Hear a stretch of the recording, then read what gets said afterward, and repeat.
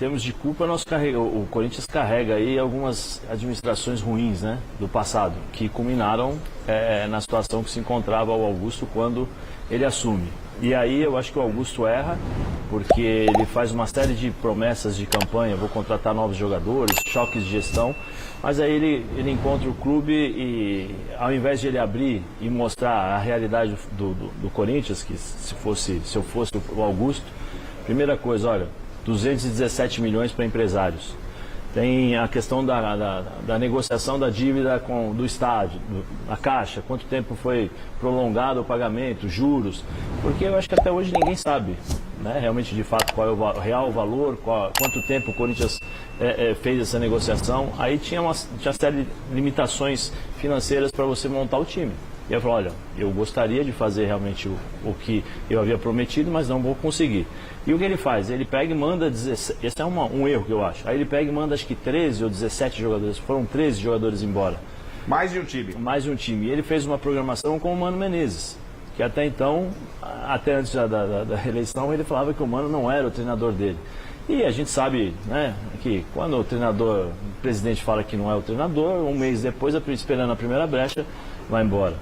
Aí depois, quando ele monta o time, quando ele manda embora o Mano Menezes, você já não tem base, você não tem um time montado, e aí você começa a administrar problemas extra-campo, que aí é a chegada do Rubão. Olha, tem negociação aqui, negociação ali, então a prioridade, que seria a montagem do elenco, o planejamento, isso deixou de existir. A gente tinha que apagar fogo aqui, apagar fogo ali e tal. As contratações que eles fizeram não foram contratações à altura do Corinthians. Eu acho que o Ranieri era o único de 8 jogadores. E o Garro. E o Garro, mas o Garro demorou um pouquinho e o Garro, assim, o Garro depende muito da formação que ele se encontra, né? Porque antes o Corinthians era Ranieri, era Garro e o Wesley. Então você jogava a bola no Garro, o Garro se virava para o Wesley ficava parado do lado esquerdo, tentava uma jogada individual, cruzamento para o Yuri Alberto tentar finalizar. O time extremamente previsível. Era isso daí o Corinthians. Depois, quando eles começam a fazer a segunda janela de mercado, que aí vem Martinez, vem o Alex Santana, que eu acho que quando ele chega, ele dá uma assentada no meio campo. Acho que ele vai voltar agora, hein? Porque o Bidon é ótimo jogador, mas não é um jogador de chegada, ele é um jogador técnico para distribuir o jogo. Então ele sentiu muito essa questão, porque ele tinha que fazer uma função que ele não estava acostumado. Aí quando chega o Alex Santana, o time já melhora um pouquinho, o Garro já deixa de voltar para pegar a bola dos pés dos volantes e passa a jogar ali na frente, aí a bola começa a rodar um pouquinho melhor. Com a chegada do Thales Magno, que aí eu acho que muda a questão do Corinthians, do ataque, porque o Thales Magno, o Miller e o Paulo sabem do que eu vou falando, o cara, ele é um jogador que ele está o tempo todo, ele está ajudando o tempo todo, ele é o cara que gosta da bola, né? O atacante que vem cá, toca aqui, busca, se apresenta, não se esconde, se apresenta, é um cara que a hora que precisa, por exemplo, diferente do Yuri, como característica, é um cara que segura a bola, é um cara que sabe a hora de partir para cima do adversário, tem técnica para isso, né? Tem a possibilidade de dribles, então isso ajuda demais. E depois a chegada desse Martinez, junto com o Hugo, que aí eu acho e o André Ramalho, que aí eu acho que deram uma consistência de time, né? Que você tem que ter as suas referências, defesa, meio campo e ataque, para você poder depois colocar os adornos. Eu acho que aí o Corinthians começa a ter uma melhora em termos de desempenho. Os resultados não são bons, mas em termos de desempenho é um time que ganhou do Flamengo. Se você pegar o time que começou o ano e se você colocasse para jogar contra o Flamengo, mesmo no momento ruim que era do Tite, perderia, né? Mas conseguiu fazer um bom jogo, ganhou e tal. Agora está levando a conta, né? Desde o começo do ano, essa bagunça, falta de planejamento, e acaba tá pagando por isso.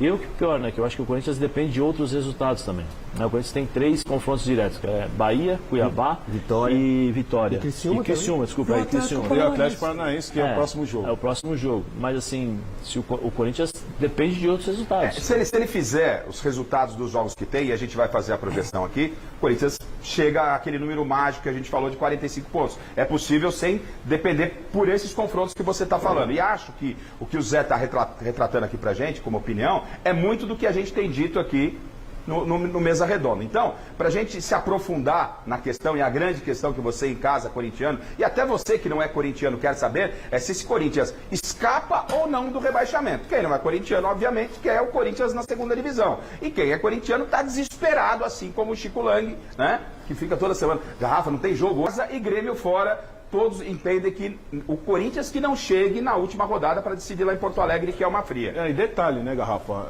Tem os jogos das Copas, né? No meio de todos esses jogos aí. Tem. Então são semanas aí complicadas. E esse jogo contra o Atlético Paranaense, o Atlético Paranaense tem 2 jogos a menos. Então é mais do que 6 pontos um jogo desse. Antes da projeção, eu queria saber de vocês, né? O Miller pode falar, vocês também na sequência já podem ficar à vontade. Eu entendo que o Corinthians brigou demais para que o jogo mantivesse o calendário, que pegasse o Flamengo na quarta-feira, Copa do Brasil, o Corinthians perdeu no Maracanã por 1-0, e no final de semana fosse mantido o jogo contra o Atlético. Para mim, particularmente, Miller, não sei o que você pensa, para mim, depois do último jogo, que o Corinthians acabou empatando com o Internacional, com possibilidade e desempenho para vencer, mas não venceu, muito melhor enfrentar o Atlético na quarta-feira, teoricamente, que é o jogo mais importante da semana para o Corinthians. Está aí quase 10 dias só treinando, na quinta-feira. Tem quase 10 dias para treinar. Teoricamente, você faz uma vitória contra o Atlético e vai para um jogo contra o Flamengo, decisão da Copa do Brasil, um pouco, entre aspas, mais leve. Porque se você pega o Flamengo na quarta-feira, na minha visão, não sei se você em casa concorda comigo, perde do Flamengo, que é extremamente possível. Vindo de empate com o Inter, né? Eliminado da Copa do Brasil, vai decidir no outro final de semana contra o Atlético, Miller? Você entende que ficou de bom tamanho já pegar logo o Atlético, tentar fazer esse resultado obrigatório e aí fica um pouquinho mais fresco para o final de semana? Até porque a trajetória do Corinthians do primeiro ao segundo turno sempre está ali na zona de rebaixamento, né? Então o Corinthians está brigando aí, né, com os seus adversários para poder vencer 1, 2 vitórias já. O Grêmio venceu 2, 3 seguidas, por isso que ele está lá em cima. Então acho que o campeonato é tão difícil que uma vitória para o Corinthians é de suma importância. Vence o Atlético Paranaense, dá uma refrescada no Campeonato Brasileiro, sai da zona de rebaixamento, quer dizer, então, mas como o Zé disse, depende de uma combinação de resultado. Não é só dele hoje. Isso. Né? Os seus adversários vencerem, fica complicado. O Corinthians acho que ele vai se aliviar nos confrontos contra a Vitória, contra o Criciúma e Cuiabá. Se ele vencer esses jogos, aí sim, aí ele se salva. O Atlético Paranaense. Exatamente, o Atlético Paranaense. Então acho que essa vitória de quinta-feira é o único resultado que interessa para o Corinthians. Você concorda, Alex? Ficou um pouco... concorda com a minha tese? Melhor pegar logo o Atlético. Já tira da frente o Atlético e aí vai jogar com o Flamengo. Porque como a gente está falando... o campeonato de prioridade do Corinthians... Isso que eu ia falar. Exatamente o brasileiro. É o brasileiro. A prioridade é o brasileiro. Se fosse a Copa do Brasil, eu discordaria. Mas como a prioridade do Corinthians é o Brasileirão, melhor assim. O Corinthians queria pegar o Flamengo no meio de semana, pensando na Copa do Brasil, porque o Flamengo estaria desfalcado pelos jogadores que foram para a data FIFA, para suas seleções.